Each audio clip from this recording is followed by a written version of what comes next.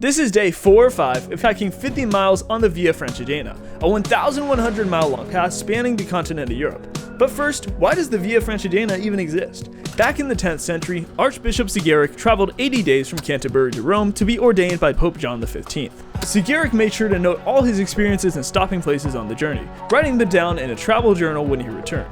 This route increasingly became used as a European trading route from then, and now has become one of the most historic and important spiritual pilgrimages for travelers all across the world. Even on this hike, we kept meeting people from Australia, Germany, and so many other countries. It goes to show how important this path really is. But let me tell you something, this pilgrimage is not easy in the slightest. If you've seen anything from the last 3 days, you already know how many difficulties we've encountered on this trip, because it just kept raining.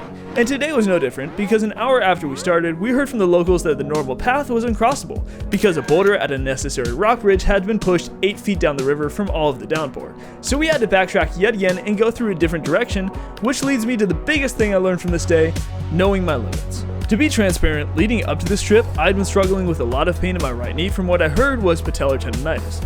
And I just finished 4 months of PT to get it in a place where it wasn't bothering me much anymore. And on that trip, it had been doing alright. But at around 10 a.m., the pain started returning. It got to the point where I realized if I hiked all 8 miles that day, I might tweak it enough to where it would get way worse. But everything ended up working out because that hotel we had booked for that night was only 5 miles from our starting point that day.